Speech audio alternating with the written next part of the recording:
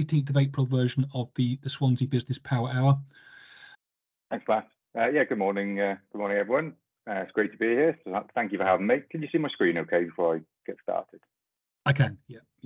Fantastic. Okay, so yeah, my name's Matt. I'm the Digital Transformation Director for Aspire to Be. And just want to have a bit of a focus today on unlocking digital skills in the workplace. And basically what that means, what it looks like, particularly, we all know what's happened over the last couple of years and the rapid increase in the use of digital.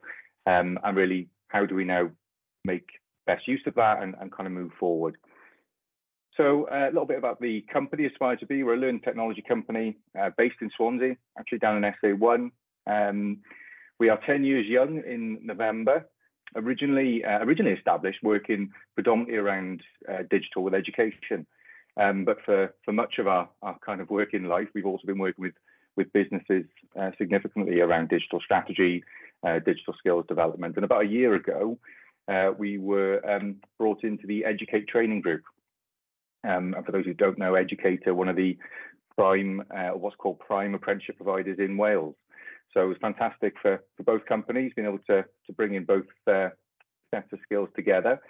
Quite key for us as well that we always point out is that we are the only professional development partner for Google, Apple, and Microsoft in the UK.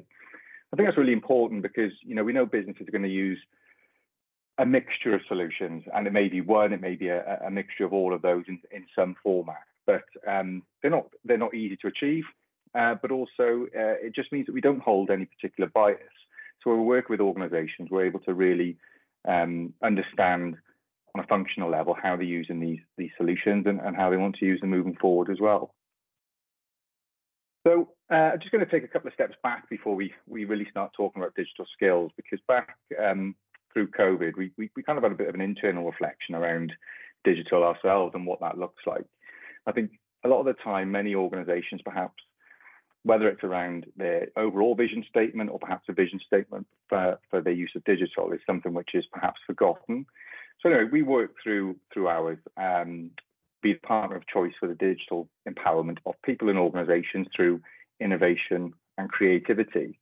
And what we kind of really focused on was that digital empowerment element. And we went back and forth on it for some time and trying to understand what it means to us, what it's going to mean to others, and why we wanted to include that within our vision statement, and why we think it's so important for every organisation to understand what digital empowerment is in terms of their staff.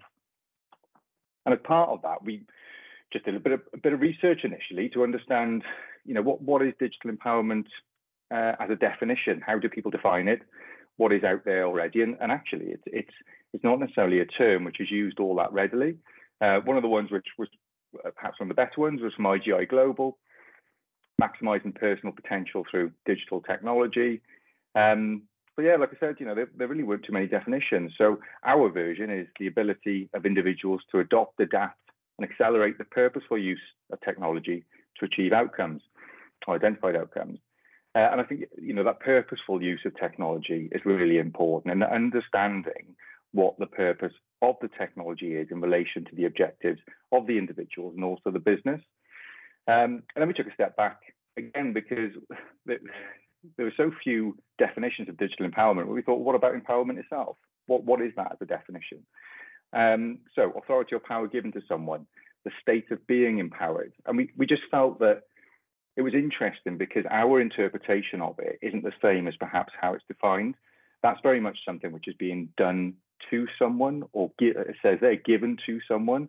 Whereas I think empowerment's really about that kind of co-construction and working with people or working with your staff around what, in this case, digital is going to look like for the organization, and really bringing them into that kind of conversation and understanding what digital is going to look like for you as a business and your staff. And what's really good to see is that if you look at the digital strategy for Wales, 6 key mission statements, that third one there is all around digital skills. And for those of you not familiar with the digital strategy for Wales, it's predominantly set up around public services, but actually it does cover all kind of sectors really. And I think that the fact that that's been specified, that digital skills and creating a workforce that has, and what I really see here is the capability and confidence to excel in the workplace and in everyday life. And capability and confidence are absolutely huge, because confidence with IT can vary significantly. And it's probably one of those areas, if I refer back to education, IT is probably one of those areas which is something that people would step back from. I'm a former teacher in a previous life, and one of my kind of previous remits was to help develop digital skill sets amongst educators within my academy trust. And that confidence is huge. So whilst you can deliver the capability, by coming back to that empowerment and bringing people into the conversation, you really start to develop that confidence as well. So the fact that that's outlined within the digital strategy is huge. And you can see why, because just a couple of statistics there. Some may be surprising, some perhaps not so. I think that middle one is an interesting one for me, where it says 41% of employers struggle to recruit the advanced digital skills they need. I think that's fair. It's obviously based on research. What I always come back to when we look at these kind of statistics, if you're looking at advanced digital skills, what we do need to remember is that there is a foundation that we need to make sure that staff have in terms of their foundational digital skills, basic digital skills. So whilst, we talk a lot about industry 4.0, for example, and then all these new kind of terms that are coming out, and that's fine. And obviously we agree with that, but we also can't forget the basics. And I think, the fact that 52% of people lack the digital skills required for the workplace, that's fundamental digital skills. We're not talking advanced, we're not talking, anything specifically IT, we're talking more around productivity. And when you know that 70% of all jobs require some form of digital skills, well, that's quite a startling fact that over half perhaps don't have the necessary skills in order to actually engage perhaps as productively and efficiently within their role as they can. So I think, again, taking a step back, it's trying to understand, well, how has this kind of come about? And this is a graphic I refer to quite often. So as you can see, it's called Martech's Law by a gentleman called Scott Brinker. And he actually developed this to talk about technology within marketing. But the reason that I really like this, I'm not sure if you can see my cursor there as I'm hovering over here. But brilliant. So yeah, pretty self-explanatory. The rate of technology development is really, really quick, whereas that organizational change is much more logarithmic, much slower. So what happens over that period of time is that gap widens and that you get that reset of the organization. So you could argue a relatively kind of recent reset was around the use of cloud-based technology, where at some point it had to happen. You can go further back, the introduction of email. When that first came out, that was a massive reset for organizations. What we've seen and what most businesses have seen now is because of what happened in COVID and the need for remote working and a hybrid approach, that you could actually bring this line up a lot closer for this particular period of time to this line here, because that gap over a very short period of time has closed significantly. And that is a result of the pandemic and that rapid need for change. But of course, what's happened, it was done so quickly, it almost didn't give an opportunity to step back and think, right, what is it we need, not just now as a business, but what are we going to need in the future? So perhaps from a strategic perspective, a lot of the structures and workflows and processes that were put in place may not carry you forward into the future. So I think it's just useful. And again, when you're trying to portray this kind of change with any staff members or any members of your team, I think it's important to give a bit of this context, because it also gives thought to you as leaders of an organization, that you understand the challenges of technology and bringing this change forward. And that kind of leads me to the crux of the presentation, to be honest, because what we often see when we work with organizations is too much of a focus around product, what technology we're going to use, whether that's hardware. Our software is causing us issues. What software can we bring in to change that? And that's fine. There's nothing wrong with thinking about that. But what we often forget is about the people, so culture and digital skills. But this one really should be driving a lot of what that kind of thought process is taking place around. Because if you look here, to have that kind of success in that middle, you have to make sure there's an appropriate balance of people, process, and product.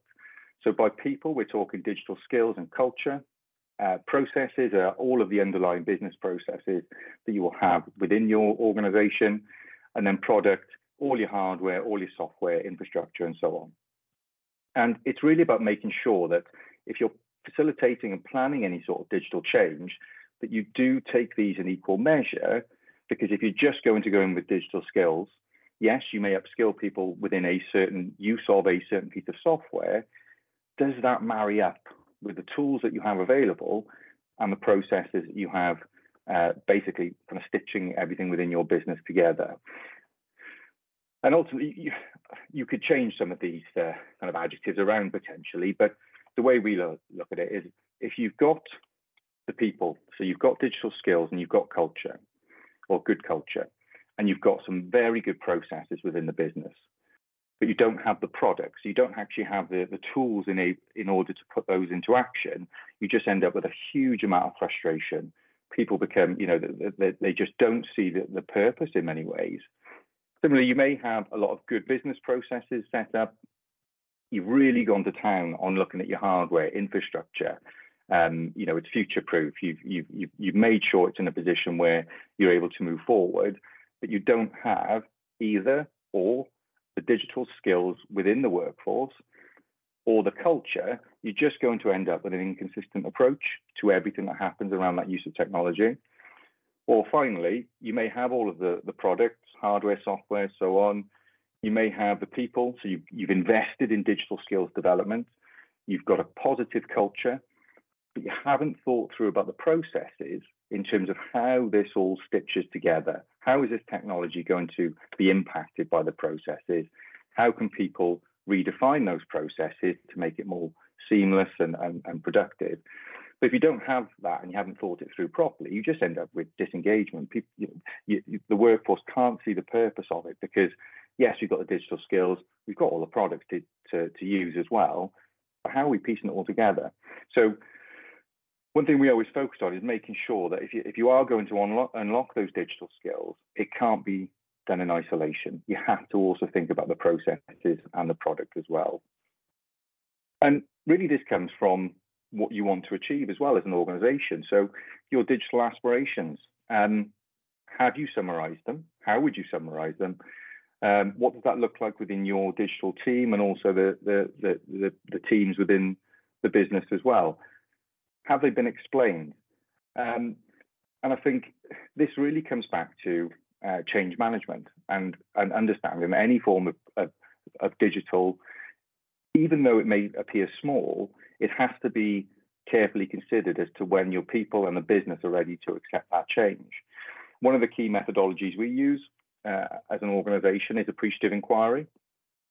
And we love this because I think too often with digital change in particular, it's a case of throwing the baby out with the bathwater and actually all of the issues are kind of clouding actually what is happening on a day-to-day basis, which is some excellent practice with the use of technology. But because there are, a few issues which perhaps are causing a need for change, you're getting rid of all the best practice as well. And that's really what we don't want to do. So appreciative inquiry is a really good process for digging underneath and understanding, well, first of all, before we do any of that, what is the core purpose and what are our objectives for this change? That discovery period, identifying the best of the as is, and ultimately we do that to inform the to be. So that discovery period is key, and bringing the staff within this, it just sets the kind of foundations that you're going to need to make sure that the eventual digital change is something that people feel a part of, coming back to that point I made earlier on. And once you've done that discovery, you can start to dream. What is it we want this change to look like? What technology do we need to facilitate our business processes, whether that's internal or external with our customers? And once you've got that dream, it's the case of getting into that design phase and then ultimately delivering And originally, appreciative inquiry was a 5-step process, but for us, it makes total sense to add in a 6th, which is develop, where you are continually evaluating the process of progress, rather, of any change that you put in place, and more or less come back to the start as well. There's a really good methodology to use, and there's tons of stuff online about it. And the other reason we like it so much is, you may be familiar with this, the Kubler-Ross change curve. This is just a bit of a, as you can see, animated example of what this means. But then we have to understand that digital is going to mean a lot of different things to a lot of different people. Some are going to be highly engaged, and we often talk about a 70-20-10 split. So your 70% may be that critical mass in the middle, and they are actually the ones that you need to make sure are fully on board and engaged, because you'll have, and this can vary from business to business. At the beginning, the adopters, or early adopters, I should say, the ones that are really keen on technology, and that can either be 10 or 20% of your organization, roughly. They're going to come along anyway, and they're probably going to be the ones that they're helping you to get a proof of concept. But then at the other end, you've got that 10%, hopefully, only 10% of people that they just don't, they're not going to engage. It's difficult, and it's one of those. You kind of, at some point, you may have to, bring them along, and it is what it is. It's not always something you can do about that kind of 10% at the end. So that's why the 70% in the middle is so critical. But all of those different groups at some point will engage with this change curve, depending on their feelings towards what that digital is going to mean for them as a business. So I think, again, it's just coming back to recognizing that when we talk about digital skills, it is part of a much bigger picture. And all organizations are going to use various change models. Personally, I like ADKAR. I think it's simple, it's straightforward. And when you're trying to portray this to your staff, they can see that there is a clear thought process, and that will be valued by the staff as well. The fact that you're taking the time to make them aware of what's going to happen. But this desire, and that comes through proof of concept, showing them, if we're making this digital change, how is that actually going to impact me on a day-to-day basis? Yeah, they have to see the rationale, because it's the classic what's in it for me. We know there's going to be disruptive, but if they can see that it's going to be benefit for them at the end of the day, well, they're going to be far more invested in it as a period of change. And then obviously you've got the knowledge and ability, trying to make sure that people are upskilled. So this is where we're talking about the digital skills. But again, it's not at the beginning. Okay, so we're almost 2/3 of the way through this as a change process, and then ultimately the reinforcement. When we get to the end of that digital skills development, don't think that's where it ends. It has to be ever evolving and continuing, and that's where that reinforcement phase comes in. So that's why I quite like it. I think it's quite a simple, straightforward tool to use. So just kind of coming back to the beginning in a way, it is, if you're going to start looking at digital skills development, it's understanding that it can't be done in isolation. So first of all, we have to start with that why, articulate the rationale. So coming back to that ADKAR model, it's the awareness, it's the desire. We also have to be realistic, and whatever you think is going to be planned and achievable, personally, I would always suggest taking a step back in your timeline. So if you map out your timeline, things get in the way, life gets in the way, business gets in the way. So take a step back and give yourself a bit more time, and give the people a bit more time as well. And if anything, use that time to continually invest in the digital skills development. Coming back to that change curve, empathy. Technology isn't a priority for everyone, regardless of whether they're in that 70% critical mass in the middle. It's not necessarily a priority. So it's just realizing that. And probably one of the most powerful ones is about stop talking about technology. So if we come back to the facilitating change graphic I showed, we're not talking about the product, we're talking about the people, and we're talking about the process. So if you start to kind of evaluate the processes that are going on in the business and use the processes and the intelligence amongst the staff to inform those processes, that's then going to drive the technology and not the other way around. It can't be technology driving how you operate as a business. It should be absolutely coming from that first starting point of evaluating where you are and then bringing staff in to understand what that looks like and gain their insight from their experience. Relevance, making sure that the outcomes are contributing to other areas of the business. So we talk about strategic alignment. I'll come on to that in a second. Proof of concept. So coming back to that 20%, let's get the 20% started on this first of all. Give them access to the solutions, give them the opportunity to define how the processes are going to make use of the technology within the business. And then once you've got that, they are your proof of concept that you can share back as part of that initial awareness and desire piece. Ask for help as well, providing a different voice often, and this was me, you know, banging a drum around technology, and I was the technology keener, so to speak. It's him again, it's her again, whatever. But you know, it's bringing a different voice in, and particularly that proof of concept. If you can bring someone in to kind of outline how they've used technology for their role, and they're not seen as one of the kind of techies, that's really, really powerful. Foundations is really just about the professional development. Make sure it's actioned in a you know a thought through timeline, so that you're not upskilling people and then they don't have an opportunity to put that into action for another 3 to 6 months. It has to be immediate. So whatever that change program looks like for the introduction of technology, the digital skills development should always kind of precede that, only just so they're able to action that afterwards. Prediction is really about, just solving the problem before it's asked. We would often, recommend sessions around exactly that. What is going to go wrong potentially, and what can we see as a potential obstacle?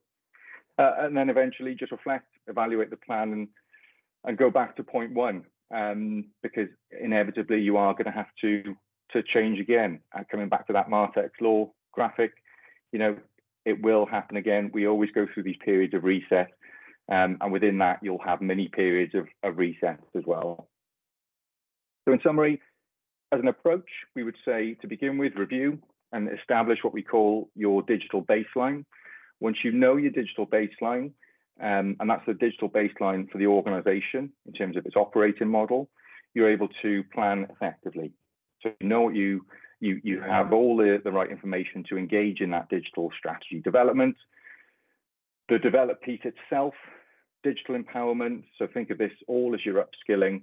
And then eventually, you get to a point where you've got enough information within the business where you can even start to look at designing your own bespoke digital solutions, where they're built entirely around the processes that you have defined with your staff. In terms of unlocking digital skills, hopefully that gives a bit of an overview and some guidance on perhaps some starting points. As I say, as an organisation, we work significantly with businesses across the UK, really. And one of the key products that we developed over the pandemic was our business digital change review. Excuse me. So this was something we actually used to deliver in person anyway, but we've developed an online platform whereby as an organisation, you can enrol your business to carry out what we call a digital maturity assessment. So how mature as an organisation are you in your use of digital? It's entirely free. So we've got 3 different stages to this, and we'll post some details, send some details onto Matt afterwards. But ultimately, you can sign your business up to this, go through this digital change review, and at the end of it, let me skip ahead one. So you'll have access to an online platform, and within that online platform, you'll be given an initial kind of baseline assessment of your digital maturity. And it's very, very straightforward to understand, because we've structured it in 3 different sections. So change readiness, capability and capacity, and infrastructure. And essentially, you'll be answering questions around these 3 areas. Different stakeholders within your business would perhaps take the lead on certain sections, but this change readiness and capability capacity are pretty much all around that people and process that we talked about earlier on. So your strategic alignment, it's got to, is key. How aligned are your digital objectives with the overall business objectives? Just as an example, if you look at capability and capacity, we look at a lot of services and workflow, and how efficient are the tools that you employ as an organization in defining the digital workflow that you have. How productive are you and can you be with the tools that you currently possess? And then obviously infrastructure is everything around facilitating how you want to operate as a business. On our website, there's lots of information about all of these. I won't go through them all because we could be here all day. So yeah, feel free to take a look. But as I said, this part of the digital change review is completely free. So we'd welcome you to sign up and get your digital baseline. In terms of what happens afterwards, if you want additional support, obviously we can help with that. But in terms of direct digital skills development, we deliver a range of digital skills courses, which are fully funded for the following people: anyone aged 19 and over that live and work in Wales and are under the salary cap of 29,500. There or thereabouts. It's actually a slight bit more, but I can't remember the exact figures. 29,500. A range of courses. So we know that Microsoft is predominantly the kind of key productivity tool for most businesses. So we've got Getting Started with 365, Introduction to Microsoft Teams. We run 4 different levels of courses on Excel. We're looking at other ones on Power BI and all sorts, but they are fully funded. Now, if you're an organization which has a mix of people within this category, but then perhaps also has people that are over that salary cap, we can then work it into a joint model. And particularly when we know we need digital skills development and you have to allocate budget to that, obviously, what this allows you to do is make effective use of funding so that you can basically part finance the digital skills development for your staff. So it's a really effective way of doing that. Personal learning accounts, again, information will send to you afterwards, and we can outline that for you. Another fully funded opportunity, if you have any staff who are basically in a learning and development role and they are training staff within your organization, they can enroll on the Level 3 Diploma for Digital Learning Practitioners. This work-based learning apprenticeship is basically designed for people to upskill digitally and to improve how they use technology in a learning scenario. So it's been massively popular. We're running these cohorts on a monthly basis, and again, completely fully funded, no salary cap involved with this. It's literally just making sure that person is kind of right for the role. And then finally, just wanted to introduce something new, which this one isn't actually fully funded, but it is part of a kind of a subscription model, is My Digital Work Skills. And this is just something that we developed to answer the need for businesses who wanted digital skills development, but perhaps they wanted it on a self-paced kind of remote access basis. So it's very much people can log in, access the different courses that are available. But the difference with this platform as well is that it also focuses on inclusion. So if you have any individuals within your organization who require additional kind of consideration around digital accessibility and equality and inclusion, this platform will also do that. 5 main areas of impact, as you can see there. Digital upskilling is one. But we also offer a mentoring service for this as well. So if people are struggling with the use of technology and they need additional tools to help them access that, we run a program whereby we support them almost on a monthly basis as part of a mentored program. So hopefully, all in all, that's given you a bit of an overview as to where to maybe start with unlocking digital skills, considering that if you are looking at digital skills development, actually it's a little bit wider than that. And it's not me trying to make work for people. It's just if you want it to be as successful as possible, making sure that you've got that lovely balance of people, process, and product, it's only going to set you off on the right foot. That's me. Great, thank you, Matt. That was really helpful. Certainly plenty to think about. I just wanted to pick up on the process and see in part around the way in which change management is incorporated within the business. And I forget, was it the 10 or the 20%, but the people that are sort of really engaged and drivers of that tech. So clearly you want to encourage those individuals to embrace that change and bring about change within the business.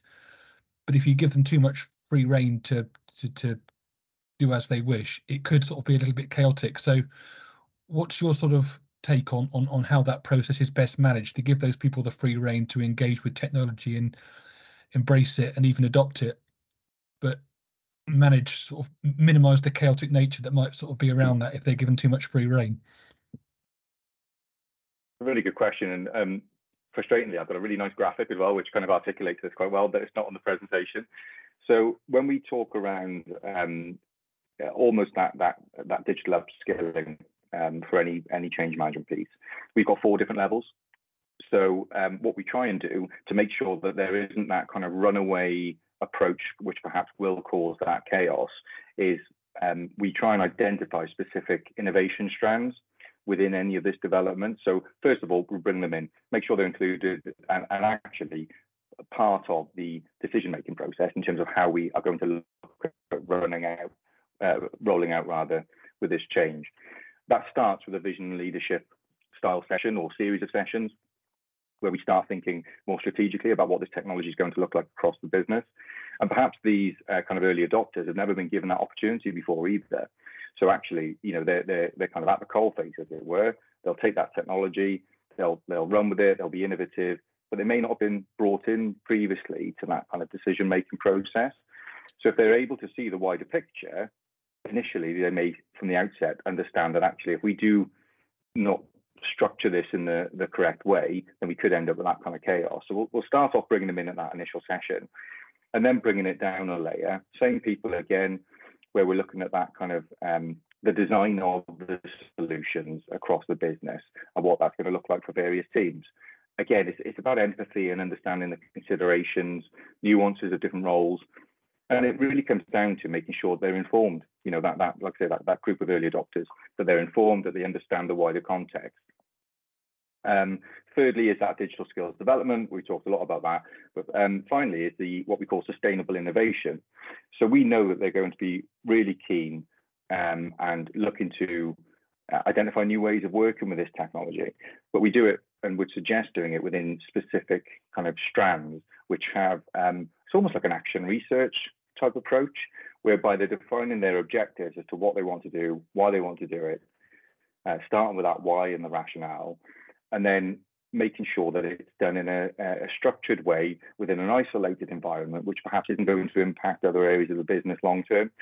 And that, again, is a project that we can use on down the line if it's successful, if it works. We're bringing everyone initially into that beginning digital skills development, whilst we've already got people looking ahead 6 to 12 months. And then when the critical mass gets to 6 to 12 months ahead, we've already got an additional proof of concept, which has worked, it's been tried, it's been tested. So it's kind of given free rein, but just trying to put some parameters around it. Like you said, just to make sure that we avoid that kind of chaotic approach. Yeah, definitely. Christine, anything from you in terms of questions that you might have following the presentation?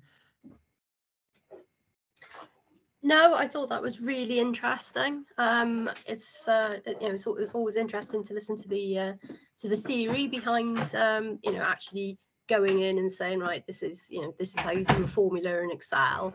So the thought that needs to go into so many levels before people actually maybe turn up in our classrooms.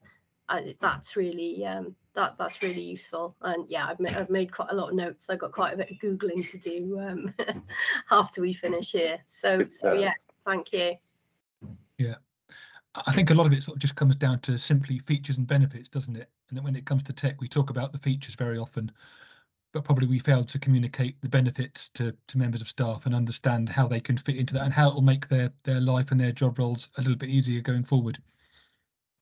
Yes, yeah, and taking away some of the fear, isn't it? That's so it. If at the end of the day, whatever you've picked up is going to be benefit for you, it's going to help you do your work, maybe better, cleaner, quicker, all massive benefits that will possibly override the fear of, maybe sitting down in front of a digital device, which you haven't done before. Yeah. Yeah, it's that it's making sure that you've got that engagement zone really before, because typically what will happen is you'll have an invite perhaps that pops up in the diary. Yeah, Excel's a great example. Excel training. And well, okay, why? Well, why have I got that? What's it for? It may not have been something you've requested, or something like Teams or whatever it may be. And what's been missing is that initial 3 steps of that change model. Is developing the awareness, developing the desire, and developing that initial part of the knowledge as to why we're doing all this. If you get those 3 to begin with, it makes everything so much easier. But they're always the 3 that people forget, unfortunately. Yeah, and that pace of change, I think you put a slide on, didn't you, about the upward curve? I mean, that's not going to slow down anytime soon. I mean, I guess the classic example is that AI is on the horizon, and businesses and employees will want to engage with that, and we're still at sort of probably the bottom of the curve with regard to that. But that's going to be a huge challenge for businesses going forward in terms of how they embrace that technology going forward, and how that's managed within the business. Yeah, that's right. I think I mentioned that Industry 4.0, which is it's kind of been labelled as the 4th industrial revolution, whereby you've got that automation where it's bringing in digital, physical, biological kind of spheres and looking at how they all come together. When really we're still in, well, for most people, kind of what's been called the 3rd industrial revolution, which is all around just the introduction of digital systems and light automation, and that's what I mean. It's all well and good going that far ahead and pushing, and we need that, Wales, we need to be innovative. That's where the digital strategy is so fantastic. But we can't forget that so much of our operation, for most businesses, is still quite far behind. So there's a lot of work to do to bring that digital skill set up and basically alleviate those facts that I shared at the beginning, because otherwise that gap is always going to be there. And I think it will always be there. It's just a case, can we bring it the 2 lines a bit closer together? Yeah, and it's just embracing. When I sometimes say about if the pandemic had happened 10 years earlier than it did, the challenges that would have presented us. But in some ways, we were all forced, weren't we, very quickly to adopt remote working, remote meetings, cloud-based technologies, and almost, I guess, the speed of change has been accelerated by where we found ourselves 3 and a bit years ago. Yeah, definitely. We talked about it briefly just before we started, and I think as an organisation, we were already relatively well set up for that remote working. It was kind of our model anyway, but for most, that wasn't the case. And it's really interesting to see now the fact that so many are staying remote. It's got a lot of different benefits, and offices are that little bit quieter at times.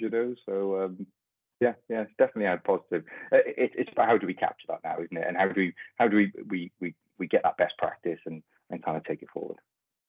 Yeah, and I thought what you said during the presentation about the digitally excluded was was so interesting as well, because that there is a percentage of the population that maybe doesn't have regular access to a digital device, or doesn't have a broadband, or is in digital poverty.